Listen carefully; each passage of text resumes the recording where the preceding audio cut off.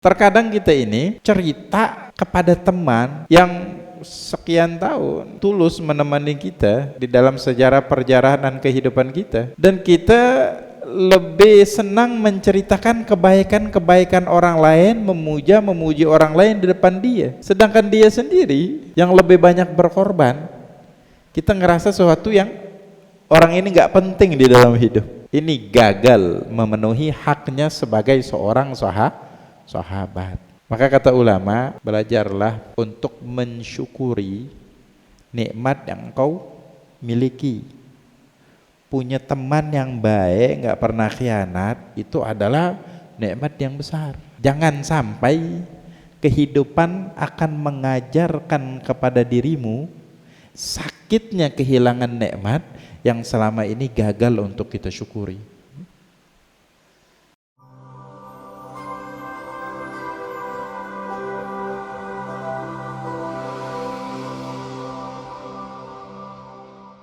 Alhamdulillah wassalatu wassalamu ala Rasulillah Muhammad ibn Abdullah wa ala alihi wa sahbihi wa man wala.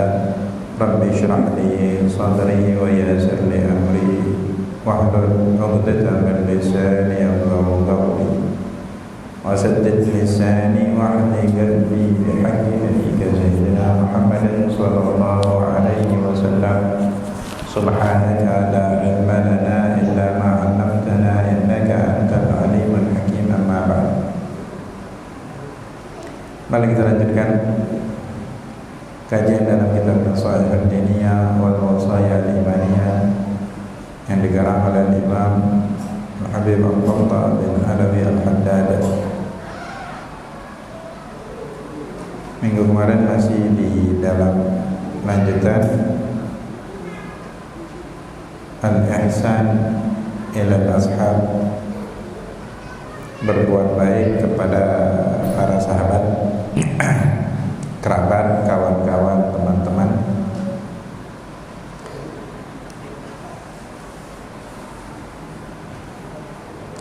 Dijelaskan kemarin,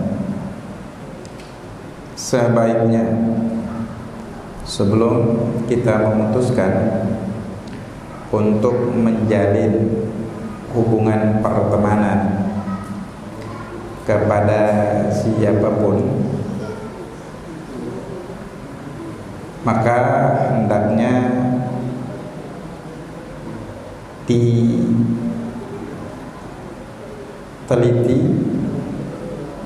diperhatikan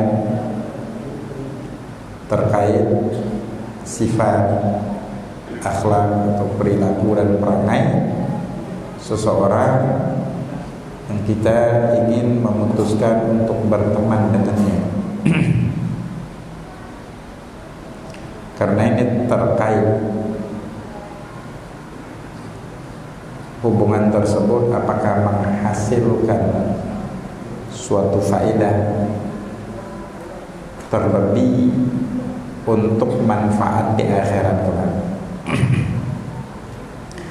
Kemudian dijelaskan di minggu kemarin, Hujjatul Islam Al-Imam Al-Ghazali mengatakan, apabila engkau menginginkan untuk berteman dengan seseorang, maka hendaklah engkau perhatikan 5 hal.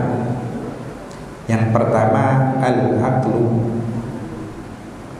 akal dan kecerdasan seseorang tersebut. Karena kecerdasan dan kebodohan itu kerap kali menular dari orang-orang yang kita sering berinteraksi dengannya. Kemudian wal khuluqul hasan, akhlak, perangai dan perilakunya itu lebih menyeluruh ya, baik dari tutur katanya, gerak-geriknya, mimiknya, kemudian pilihan diksi di dalam pembicaraannya.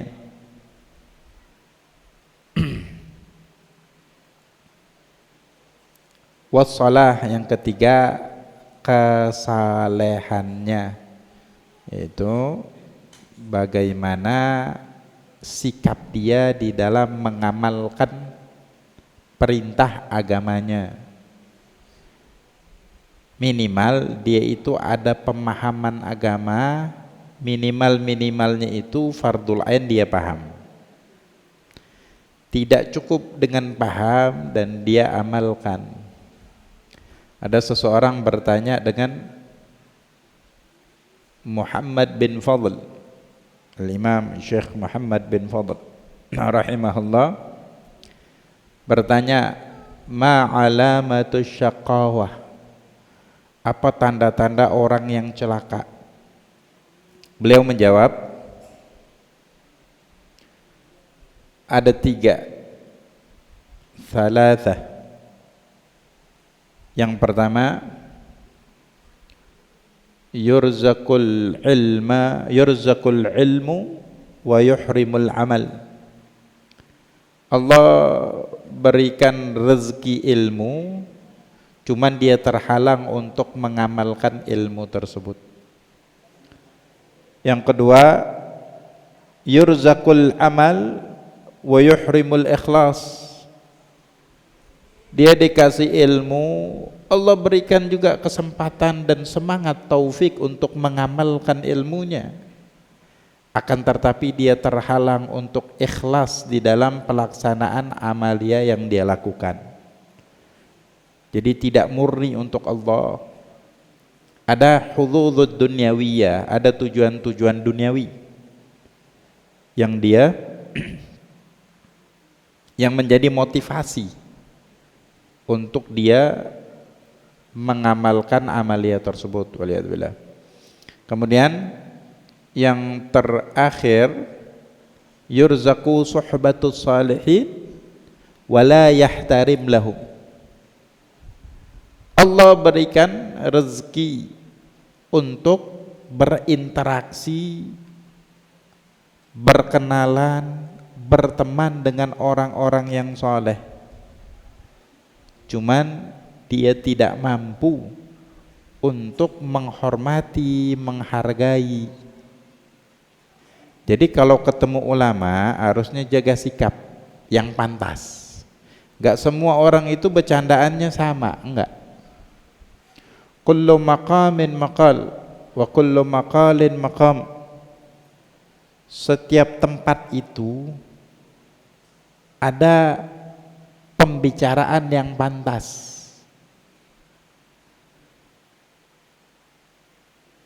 Dan setiap pilihan kosakata ada tempatnya untuk dibicarakan.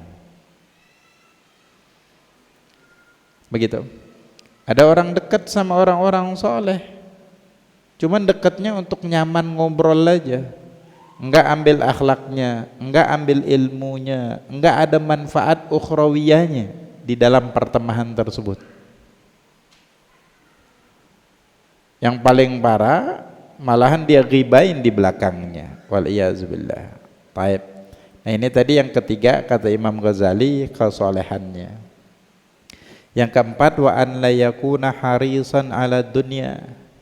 Jangan sampai orang ini yang terlalu tamak akan duniawiyah. Kenapa? Karena dari bangun tidur ke tidur lagi pikirannya uang, jabatan dan yang lainnya. Nah, kita akan terpengaruh pola pikir kita dengan pola pikirnya dia karena sering interaksi dengan dia. Jadi apapun ukurannya uang. Jadi nggak ada ukuran sosial, mau bantu-bantu tuh nggak ada. Semua harus diukur dengan uang. Baik. Wa an la yakuna kadzaban. Yang terakhir, jangan sampai seorang pembohong. Kalau pembohong ini pastilah ya, nggak ada yang beres kalau berteman dengan seorang yang pembohong. Intaha kalamu wakhtasara wa huwa ghaya fi dzalika wal kifayah. Kata Imam Al-Haddad, cukup sudah apa yang diberitakan, yang diinformasikan oleh Imam Al-Ghazali.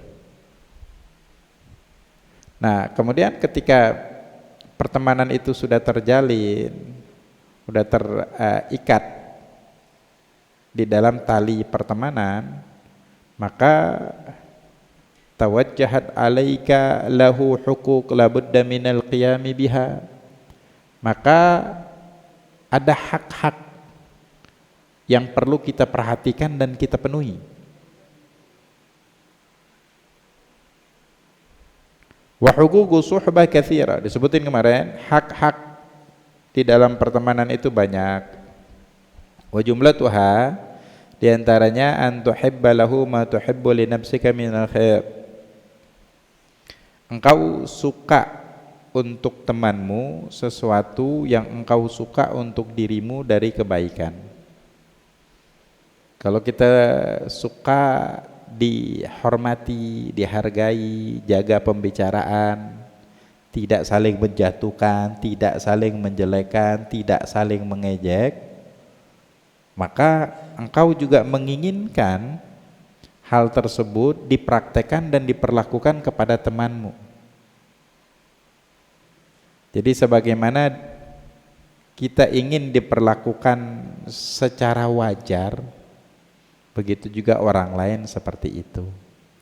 Yang diminta kesukaan kita kepada orang lain untuk diperlakukan dengan baik. Oleh siapa? Oleh kita sendiri. Enggak ingkar janji, enggak dibohongi, apalagi dikhianati.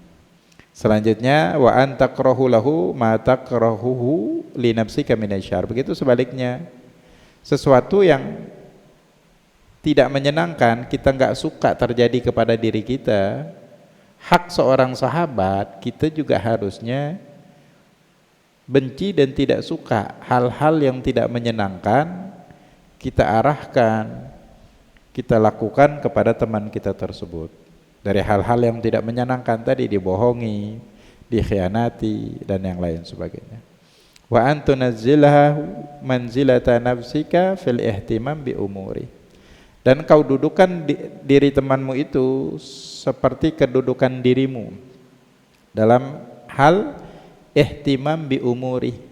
Semua urusannya kita peduli sebagaimana kita peduli juga dengan urusan diri kita. Wa sa'yu fi masalihihi, dan kita berupaya untuk memenuhi kemaslahatannya. Wa qada' hawaijihi, dan begitu juga memenuhi kebutuhannya. Wa surur bimasarihi, dan kita senang dengan kesenangannya dia. Cuman kesenangan yang zahir batin ya. Bukan tampak senang di hati menyimpankan rasa dengki. Nah, ini pertemanan yang secara zahir aja, lebih kepada kemunafikan, punya dua wajah yang ditampakkan secara zahir, ada wajah yang disembunyikan. Wajah yang zahir tampak senang, sumringah, wajah yang di dalam itu marah, sewot, gak senang, menyimpan, menginginkan sebaliknya temannya itu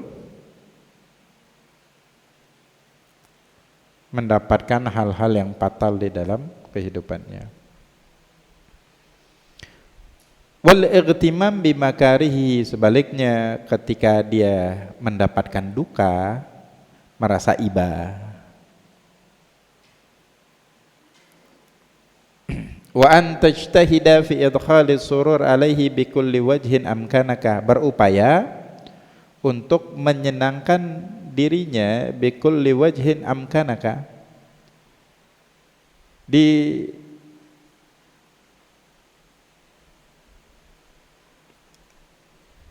jadi kita kadang memiliki kemampuan terbatas. Yang memiliki ekonomi, cara menyenangkan temannya ya bantu di dalam ekonomi. Dia ekonominya pas-pasan, cuman butuh hajat, dia punya tenaga dan mampu untuk mengerjakan hal-hal yang dia butuh. Sumbang dengan tenaga. Ada sebagian orang itu, dia ketika punya masalah butuh teman untuk menumpahkan isi di kepalanya yang sudah begitu banyak. Terkadang mereka ingin didengarkan aja, nggak ingin dijawab. Didengarkan dengan penuh khidmat, dengan penuh perhatian kepada dia. Ini salah satu bentuk. Bikulli wajhin amkanaka, dengan sesuatu yang kau mampu bantu dia. Cuman tadi ya, ikhlas yang utama karena Allah, bukan karena hal-hal duniawi. Ikhlas itu ketika kita beramal nggak niat investasi dunia, tapi investasi akhirat. Yang keliru dan hilangnya makna ikhlas. Ikhlas itu disebut rohnya amal ya, rohnya amal. Apabila kita beramal dengan niat ketika membantu orang lain, dengan niat ketika kita susah berharap orang lain mau bantu. Sampai ketika disinggung pakai sarkas dan yang lain dia nggak paham, akhirnya engkau nggak ingat dulu waktu aku bantu. Nah ini jadi udah niat memang minta diganti apa perbuatan baik yang pernah dia lakukan. Jadi memang nggak gratis, berarti nggak gratis bukan ikhlas. Di hari kiamat semua perbuatan baik ketika menyembunyikan tujuan duniawiyah, apalagi ingin dibalas, walaupun tak terbalas di akhirat, ntar Allah bilang engkau waktu beramal niatnya untuk siapa? Untuk ini dan untuk itu. Mulutnya bohong, tangannya yang berbicara, kakinya yang berbicara.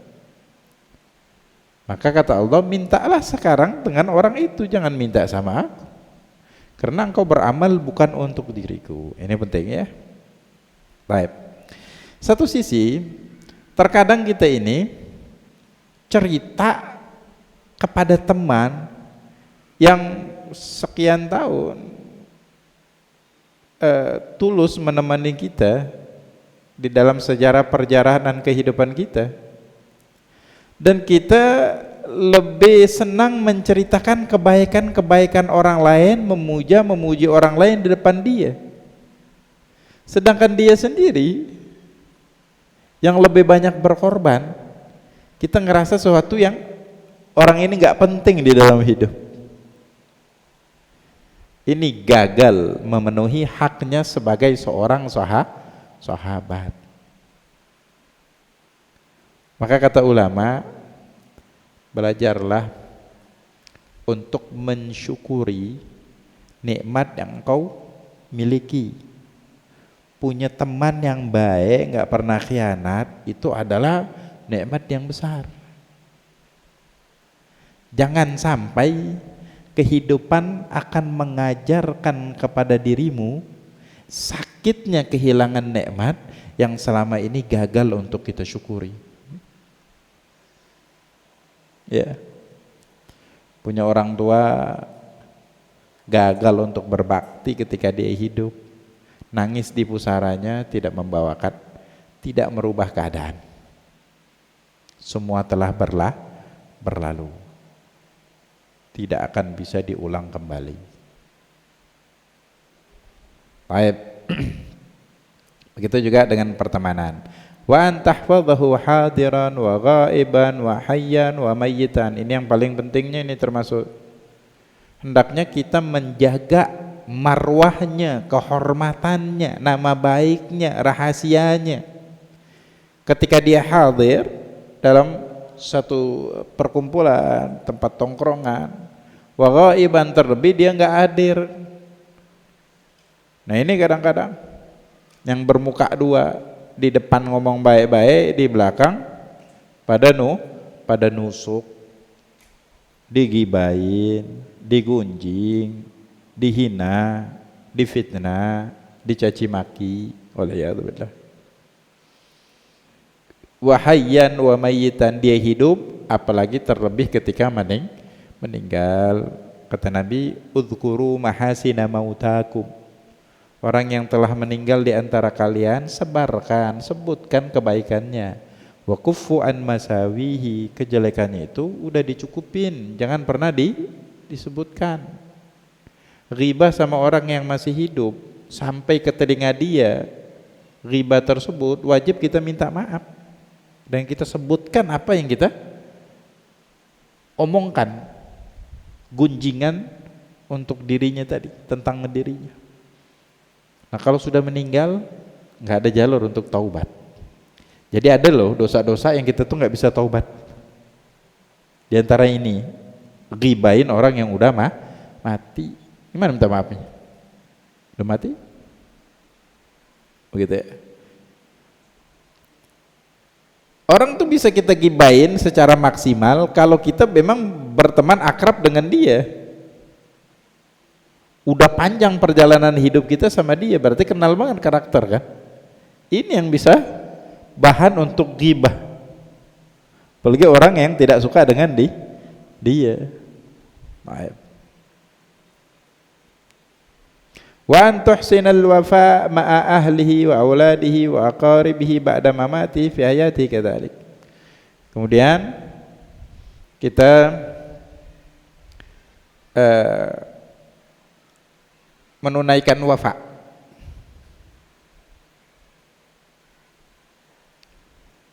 Setelah wafatnya dia, kita tetap menjalin silaturahmi dengan anaknya, dengan kerabatnya. Setelah kematian dia terlebih ya, begitu juga di masa hidupnya. Jadi bukan sekadar kenal dengan temannya, dengan keluarganya juga kita kenal, dan tetap menjalin tali silaturahmi pasca wafatnya.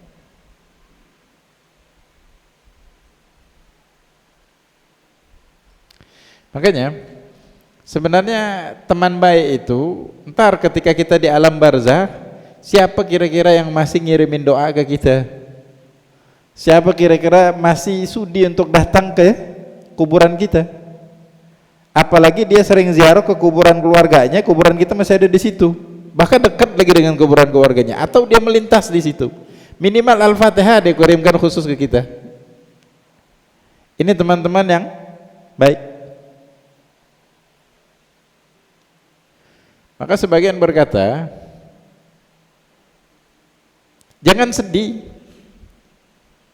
kalau kita kehilangan orang-orang terdekat kita, atau dia menjauh. Dia nggak meninggal, cuman menjauh. Ada konflik sedikit, menjauh. Mungkin Allah mau melepaskan satu benalu dari dirimu. Nggak semua yang di dekat kita itu baik. Fakta siapa yang tahu? Hanya Allah yang tahu. Tidak sedikit orang yang bermuka manis di hadapan kita, akan tetapi kematian kita tujuan utama di dalam kehidupannya.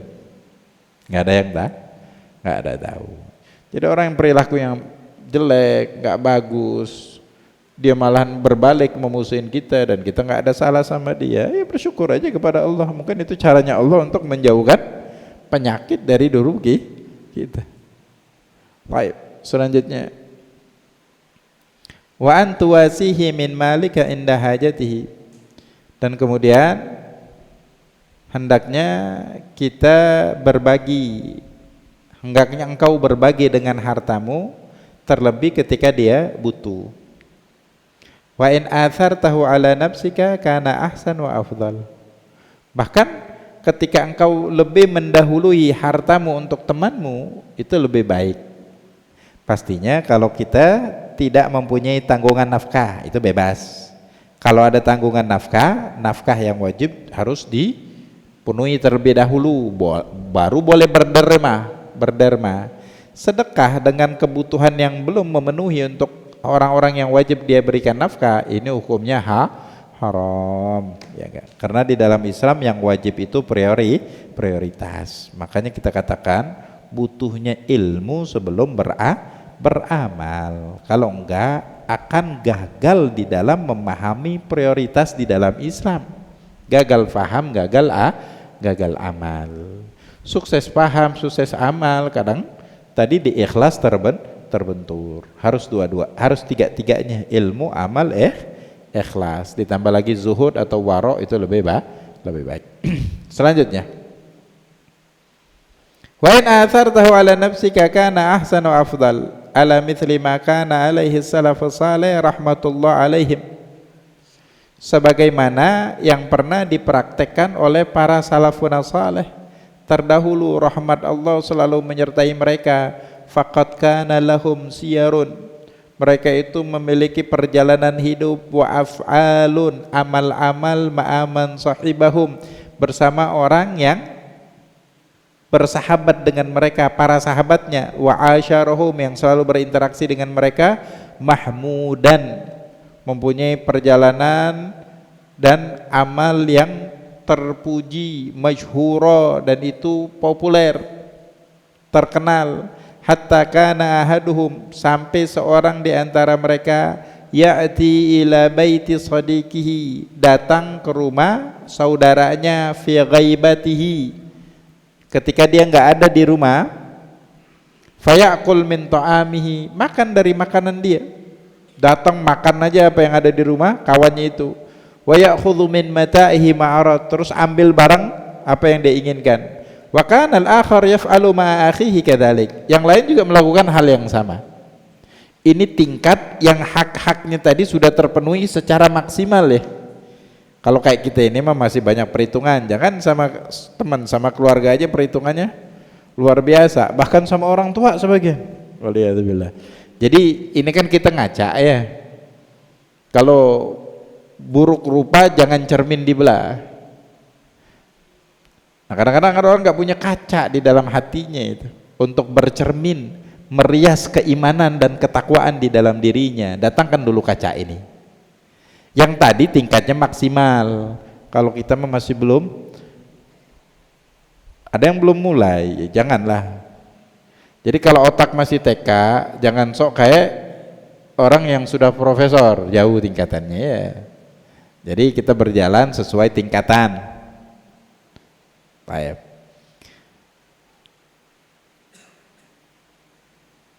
Selanjutnya, waqila li ba'dihim, sebagian dari kaum salihin, para salaf terdahulu, mereka ditanya, akhuka habbu ilaika am sadiqika, engkau lebih sayang kepada saudaramu atau temanmu? Ini circle pertemanan kaum salihin ya, jangan samakan dengan kita ini, kita kan jauh dari mereka. Ini kaum salihin, hak-hak yang tadi diantaranya itu udah terpenuhi secara maksimal oleh mereka ya. Jadi orang soleh sama orang soleh nih yang berteman, ditanya, engkau lebih cinta kepada saudaramu, saudara senasab, atau temanmu? Mana yang lebih sayang? Faqala, dia jawab, simpel jawabnya, innama uhibbu akhi ay minan nasab in kana sadiqi. Aku sayang kepada saudaraku kalau dia temanku. Maksudnya hak-hak pertemanan itu dipenuhi. Kalau dia bukan temanku, ya aku hambar aja sama saudaraku. Dan ini ya, fakta di lapangan terbukti ya. Orang kadang lebih nyaman dengan circle pertemanannya daripada keluarga. Yang baik itu yang diminta, yang buruk ya keluarga pun pasti kalau memutus itu lebih baik. Bahkan tak memutus tali silaturahmi karena takut tertular itu wajib kepada pelaku-pelaku maksiat, sebagai bentuk juga pemboikotan keluarga kepada dia. Mau diterima secara baik-baik di dalam keluarga besar, ubah dirimu, ayo kembali sholat. Apalagi yang sudah keluar dari agama, kita ada batasan di dalam akidah, lakum dinukum waliyadin, dan itu murtad itu sudah yang terbesar gitu. Mau diterima di keluarga, ayo kembali. Kalau enggak, ya kita pakai jaga jarak. Jangan takut ada yang terpengaruh, karena akidah itu adalah yang utama di dalam agama mestinya ya. Baik, ini jawaban mereka. Kalau saudaraku itu temanku, maka aku sayang, kalau enggak gitu. Jadi dia menginginkan kalau temannya itu sama-sama soleh seperti kalau saudaranya itu sama-sama soleh seperti temanku, maka aku sama-sama cinta lah. Kalau enggak, ya sampai dia merubah dirinya, berarti kecintaanku sama seperti, bukan berarti benci sama saudaranya, cuman kecintaannya enggak sama. Ketika ngumpul dengan temannya, dia mampu untuk diskusi agama, pulang dari sana ada motivasi untuk beramal soleh. Yang awalnya udah agak mulai males-malesan jadi semangat lagi. Yang hampir terpengaruh dengan kemaksiatan akhirnya perisainya kokoh lagi untuk menolak hal-hal. Nah, perasaan seperti itu dia tidak temuin ketika bertemu berinteraksi dengan saudaranya. Itu yang dia maksud. Lebih kepada manfaat itu. Makanya disebut seperti itu. Bukan berarti dia membenci saudaranya. Wa qala ba'dhum li ba'd man qadima alaihi hal yudkhil ahadukum yaduh fi jaybi akhihi fayakhudhu minhu ma arad. Sebagian daripada mereka berkata kepada orang yang datang berkunjung kepadanya. Jadi seorang soleh, ada orang datang, dia tanya hal yudkhil ahadukum aw hal yudkhil ahadukum yadahu fi jaybi akhi fayakhudhu minhu ma arad. Apakah seorang di antara kalian memasukkan tangannya ke kantong baju, saku, dompet temannya, terus dia mengambil berapapun yang dia inginkan? Faqala la, dia mengatakan enggak lah. Faqala lastum idzan bi ikhwan, kalau gitu kalian tidak benar-benar saudara atau teman. Wa kana rajulun, ini yang tadi ya, yang udah maksimal tadi, dia mengatakan masuk ke rumahnya apa aja diambil, benar. Baik, ya kita masih jauh dari situ, jangan terpikir juga sampai ke situ ya. Oh, ngaji kitab kalau ngambil, kalau masih perhitungan sama teman bukan teman, kalau masih perhitungan sama saudara, oke, dia ngambil mau diambil nggak mau, ya sama aja berarti kan. Sebenarnya nggak boleh kita ngambil punya orang lain. Cuma yang tadi itu persaudaraannya sudah tingkat maksimal. Udah apa aja yang diambil rida. Karena apa? Karena tadi kan salah satu adab, dia itu peduli kepada saudaranya, bahkan lebih peduli daripada dirinya. Nah, mereka itu udah pada tingkat itu. Jadi bukan berarti ngambil itu untuk kepentingan pribadi, mau ngambil cuman nggak mau memberi, enggak. Mereka ini malah lebih termotivasi untuk memberi daripada mengambil. Cuman udah enjoy aja untuk saling ambil. Kemudian wa kana rajulun minhum yaqul bi auladi sadiqihi, dan seorang di antara mereka para salaf terdahulu kaum salihin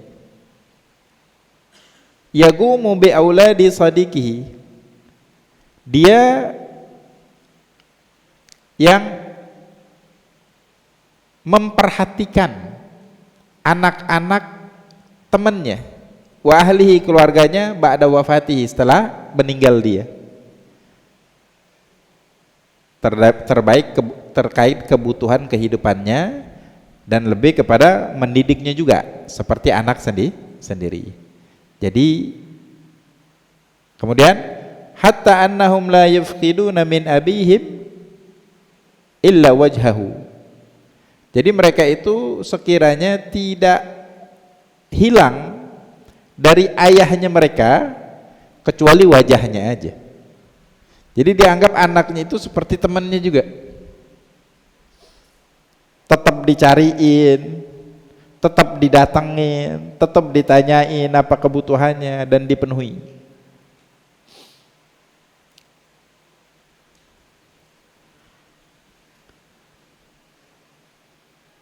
Ini tasdiq min qauli ta'ala, ini adalah bentuk daripada gambaran firman-Nya Allah, innamal mu'minuna ikhwah, sesungguhnya setiap kaum mukmin itu bersaudara. Jadi suhbah, ikatan pertemanan yang terjalin dengan memperhatikan hak-hak ini, dan mereka di dalam pelaksanaannya kaum solehin para salaf terdahulu menempatin di tempat yang teratas, paling maksimal. di dalam memenuhi hak-hak pertemanan sesama muslim. Wa hikayatuhum fi dzalika katsira ma'rufah.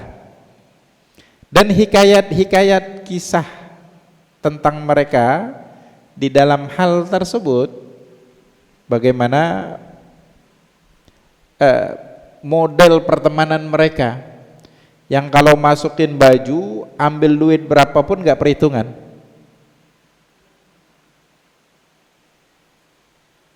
ambil barang apapun gak perhitungan, karena yang ngambil juga masih memperhitungkan kemaslahatan teman-temannya, begitu ya. Hikayat ini sangat ma'ruf ya. Kalau di Ihya Ulumuddin kisah-kisah itu banyak didatangkan ya oleh Imam Al-Ghazali. Baik, setelah panjang lebar, mu'alif mengatakan wa hadza amrun, dan perkara ini qad tuwuddi'a minhu min zamanin sabiq, telah lama putus dari zaman terdahulu. Jadi kita baca sejarah aja ini, faktanya mungkin masih sisa puing-puing aja di beberapa pertemanan, mungkin masih ada. Sebagian yang soleh ya mungkin masih ada di tingkat maksimal lah, cuman udah sangat jarang. Oke. Jadi ya sewajarnya aja lah, sewajarnya aja, jangan sampai ada kekecewaan, begitu. Jadi kalau belum ada yang memenuhi ciri-ciri seperti itu, kalau berteman sewajarnya aja. Permasalahan rumah tangga nggak perlu diucapin, nggak perlu disebutkan. Masalah bisnis dan yang lain yang merupakan rahasia bersama nggak perlu diceritakan. Kadang-kadang orang itu ketika berteman kurang akalnya, bablas ngomong apapun. Satu titik ketika mereka udah renggang hubungan, bahkan menjadi musuh bebuyutan, kartu as kita udah dipegang sama dia, malu dan penyesal. Orang yang berakal itu, dia ketika mau berbicara, mau melangkah, dia harus pikirkan secara matang untuk kedepannya. Kira-kira bisa mudarat nggak? Ini nggak, itu nggak. Supaya tidak membawa mudarat, tadi kan ada teman kriteria, Imam Al-Ghazali rincikan ciri-ciri kriteria teman-teman yang kalau mau diajak berteman itu kedepannya baik, bagus. Nah kalau dari awal kita tidak pedulikan atau kita belum tahu kriterianya gimana, udah bersikap sewajarnya aja, jangan langsung nyaman, jangan langsung semua rahasia disebutkan begitu, jangan. Baik.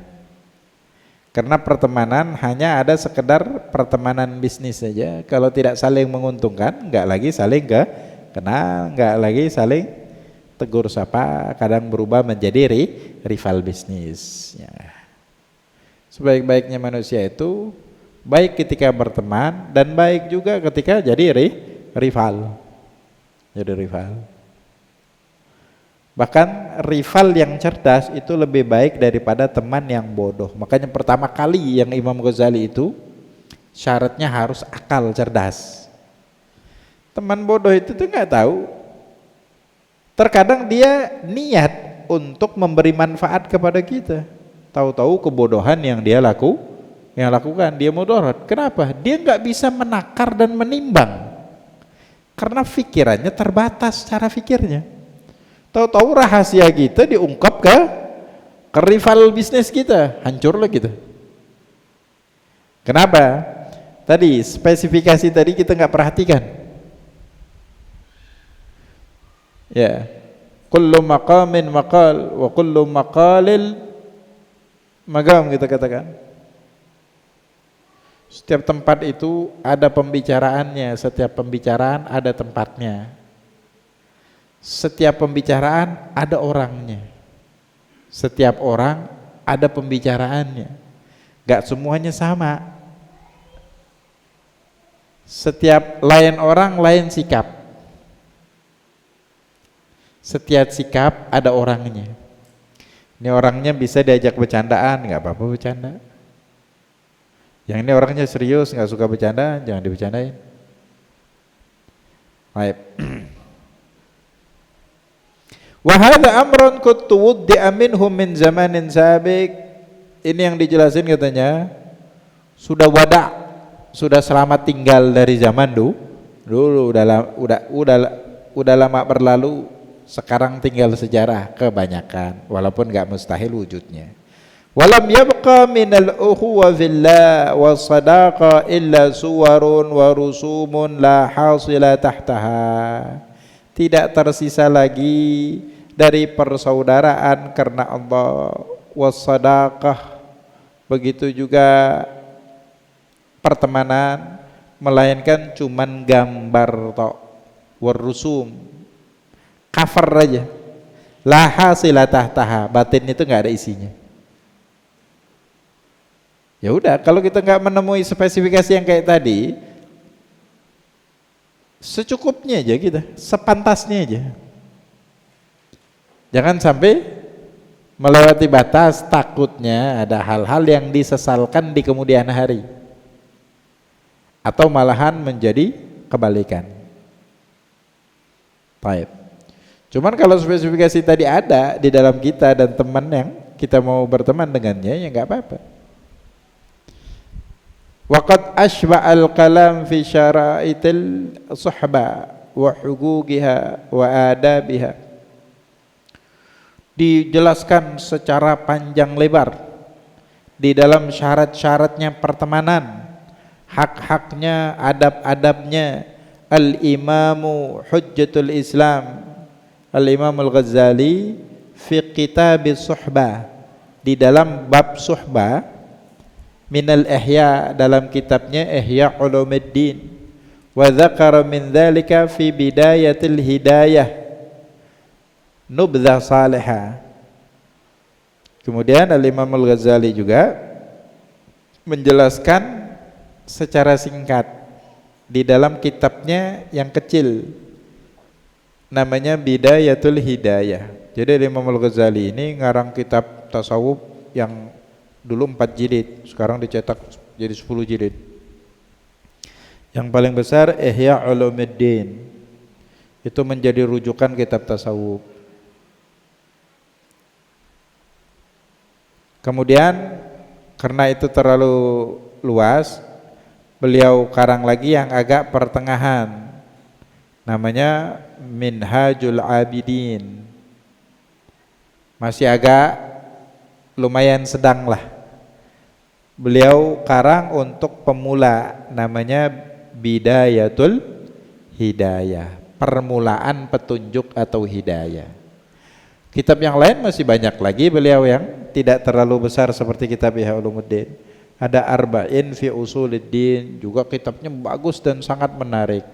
Kitabnya Mal'an, penuh dengan hadis-hadis, dengan Quran dan hadis.